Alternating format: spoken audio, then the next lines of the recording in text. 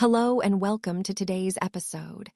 I'm Sarah, your host, and today we're tackling one of the most persistent and complex social challenges facing communities around the world: homelessness. Despite decades of various programs and billions spent, homelessness remains a visible crisis in cities large and small. Today we're asking, what can we actually do about it? I'm joined by Mike Davis, who has spent the last 15 years working on homelessness initiatives, first as a shelter director, and now as a policy advisor who consults with cities on evidence-based approaches. Mike, thank you so much for being here today. Thanks for having me, Sarah. This is such an important conversation to be having, especially as we're seeing homelessness numbers rising again in many areas after the pandemic. Let's start with the basics. When we talk about homelessness, I think many people have a particular image in mind, perhaps someone sleeping on a sidewalk or panhandling. But the reality is much more complex, isn't it? Absolutely, one of the biggest misconceptions is that homelessness is a monolithic problem with a single solution. In reality, it's incredibly diverse. There are families living in cars after an eviction, young people who have fled unsafe homes, veterans struggling with PTSD, individuals with untreated mental illness or substance use disorders, and people who simply can't afford housing in high-cost areas despite working full-time. That's a really important point. So when we're thinking about solutions, we need to consider all these different situations rather than a one-size-fits-all approach. Exactly, and that's why the most successful communities are developing systems with multiple interventions tailored to different needs. The person experiencing chronic homelessness with serious mental illness needs something very different from the family that just needs 3 months of rental assistance to get back on their feet. Before we dive into solutions, can you help our listeners understand the scale of the problem? How many people are experiencing homelessness right now?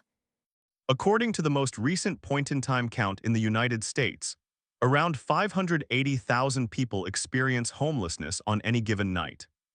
But that's actually an undercount, since it doesn't fully capture people staying with friends temporarily or in other precarious housing situations. Over the course of a year, the number of people who experience homelessness at some point is much higher. Estimates suggest between 2–3 million Americans. And has that number been increasing or decreasing in recent years?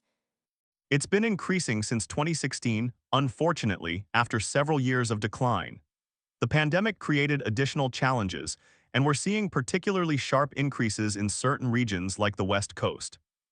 In places like Los Angeles, San Francisco, Seattle, and Portland, visible homelessness has increased dramatically over the past 5 years.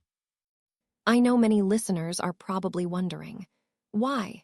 Why does homelessness persist despite the wealth in our society and the various programs that exist to address it?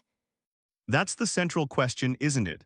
There are multiple factors, but if I had to identify the biggest ones, I'd start with housing affordability. In many cities, housing costs have far outpaced income growth, especially for lower-wage workers. When people are spending 50, 60, even 70% of their income on housing, they're just one medical bill or car repair away from losing their home. So the housing market itself is a major factor. Absolutely, we simply haven't built enough housing, especially affordable housing in high-opportunity areas. Restrictive zoning, NIMBY opposition to new development, and the high costs of construction have all contributed to severe housing shortages in many regions. What about other factors beyond housing affordability? Mental health and substance use disorders are significant factors for a subset of the homeless population, particularly those experiencing chronic homelessness. The deinstitutionalization of mental health care in the 1970s and 80s wasn't accompanied by adequate community-based services, leaving many people without the support they need. And I imagine there are systemic factors as well. Definitely, our inadequate social safety net compared to many other developed nations means people fall through the cracks more easily here. Limited access to health care, insufficient income supports, and barriers to employment for people with criminal records or limited education all contribute. And we can't ignore structural racism. Black Americans are vastly overrepresented in homeless populations due to historical and ongoing discrimination in housing, employment, and criminal justice. Let's start talking about solutions. What approaches have shown the most promise in actually reducing homelessness? The evidence increasingly points to a housing-first approach as the foundation. This means providing people with permanent housing as quickly as possible, without preconditions like sobriety or treatment compliance, and then offering supportive services once they're housed. That might surprise some listeners who might think that people need to address issues like addiction before they can succeed in housing. It's counterintuitive to some, but the research is quite clear on this. It's extremely difficult to address mental health issues, substance use, or employment while experiencing the trauma and chaos of homelessness. Providing stable housing first creates the foundation that makes addressing those other challenges possible. Does housing first actually work? The evidence is strong. Studies show retention rates between 80–90% for chronically homeless individuals placed in housing first programs. And it's actually cost-effective when you consider the high public costs of emergency room visits, jail stays, and shelter services that often accompany chronic homelessness. Are there other approaches beyond housing first that have shown promise? Absolutely. Rapid rehousing programs that provide short-term rental assistance and case management have been effective for families and individuals who don't need permanent supportive services.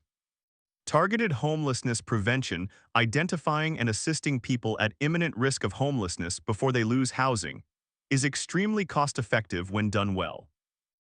What about shelters? They've been the traditional response to homelessness for decades.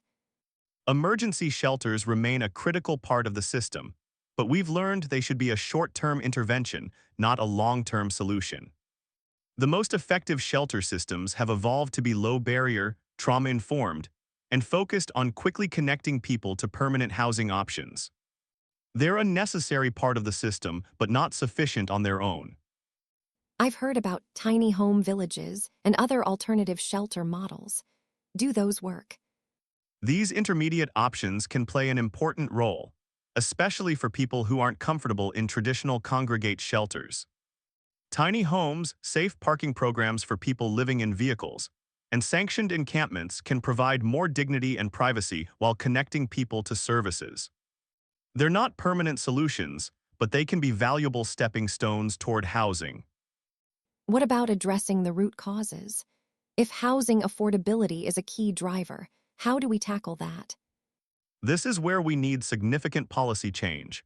Communities need to dramatically increase housing supply at all price points. This means reforming zoning laws to allow more multifamily housing, reducing regulatory barriers to construction, and investing public funds in affordable housing development. Some cities are eliminating single-family zoning or creating incentives for affordable housing development near transit. That sounds like a long-term approach, though. What can be done more immediately? In the shorter term, expanding rental assistance programs is crucial. The majority of extremely low-income households spend more than half their income on housing, but only about 1 in 4 eligible households receives federal rental assistance due to funding limitations. Expanding programs like housing choice vouchers would prevent many people from falling into homelessness in the first place. What about the mental health and substance use aspects of homelessness? How should we be addressing those? We need a major reinvestment in mental health systems. This means everything from more psychiatric beds for people in crisis to expanded community-based services like assertive community treatment teams that provide intensive support. For substance use disorders, we need to expand access to evidence-based treatment, including medication-assisted treatment for opioid dependency and harm reduction approaches that meet people where they are. Are there models from other countries that the U.S. could learn from? Finland is often cited as a success story. They've adopted a national housing first policy and have nearly eliminated chronic homelessness as a result. They made significant public investments in affordable housing and converted many shelters into permanent supportive housing units. Canada has also had success with their at-home Chez Soi program, which demonstrated the effectiveness of housing first across different Canadian cities. Let's talk about the role of different sectors in addressing homelessness. What should government be doing versus private organizations or individuals? This is definitely a problem that requires multi-sector collaboration. Government has a crucial role in setting policy, providing funding, and coordinating systems. And individuals can make a difference through volunteering, donations, and perhaps most importantly, by advocating for policy changes and supporting affordable housing development in their own neighborhoods. That last point about supporting housing in your own neighborhood seems particularly important. Not in my backyard is a major barrier to creating housing solutions, isn't it?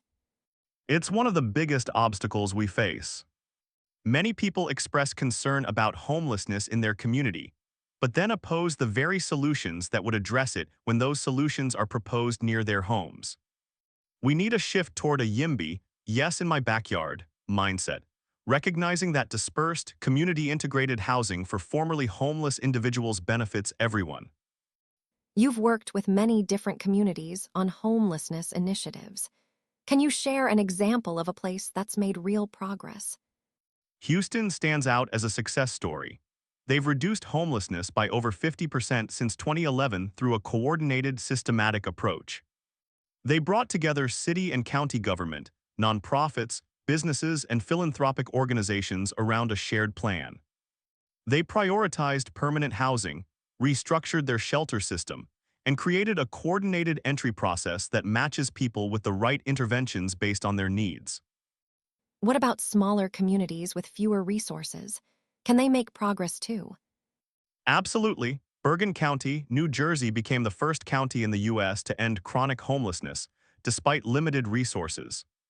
They focused on creating a truly coordinated system where all organizations work together, used data rigorously to track outcomes, and prioritized the most vulnerable people for limited housing resources. It demonstrates that political will and good system design can overcome resource constraints. We've talked about macro-level solutions, but I'm curious. What can individual listeners do if they want to make a difference on this issue? There are many ways to contribute. First, educate yourself about homelessness in your specific community, the causes, the current system, and the organizations doing the work. Then consider direct involvement, volunteering at shelters or outreach programs, donating needed items or money to effective organizations, or using professional skills pro bono. And beyond direct service. Advocacy is hugely important. Attend city council meetings when housing developments are being discussed and speak in favor of affordable housing. Talk to elected officials about prioritizing homelessness funding. Challenge stigmatizing language about homelessness in your social circles. And when affordable or supportive housing is proposed in your neighborhood, be a voice of support rather than opposition. I also think how we interact with people experiencing homelessness matters. What would you suggest to listeners who want to respond compassionately when they encounter someone who appears homeless? First, acknowledge their humanity. Making eye contact, saying hello, and treating someone with dignity costs nothing but means a great deal. If you feel comfortable, you might ask if they need anything specific. Sometimes it's not what we expect. Some people carry resource cards with information about local services to share. But respect boundaries, not everyone wants help in the moment, and that's their choice. What about giving money directly? That's a question many people struggle with. This is a personal decision. Some argue against giving cash because it might enable harmful behaviors, while others point out that giving money respects the person's autonomy to meet their own needs. If you're uncomfortable giving cash, carrying gift cards to restaurants or offering to buy a meal or needed items can be alternatives. But the most impactful giving is usually to organizations with proven approaches to ending homelessness, not just managing it. As we start to wrap up, I'm curious about your perspective on the future. Are you optimistic about our ability to meaningfully reduce homelessness in the coming years? I'm cautiously optimistic. We know far more than we did 20 years ago about what works. There's growing consensus across the political spectrum that the status quo is unacceptable. And we're seeing some communities make real progress. But I'm also realistic about the challenges. The affordable housing crisis is worsening in many areas, and political will can be fragile. What do you think it would take to really turn the tide on this issue nationally? It would require treating homelessness as the national emergency it is. That means significant federal investment in affordable housing and rental assistance, coupled with comprehensive mental health and substance use treatment systems. But it also requires local action, communities reforming zoning, streamlining housing development, and embracing housing solutions in every neighborhood, not just in certain areas. Any final thoughts you'd like to share with our listeners? I'd like to emphasize that homelessness is not inevitable. It's the result of policy choices we've made as a society, which means different policy choices can dramatically reduce it.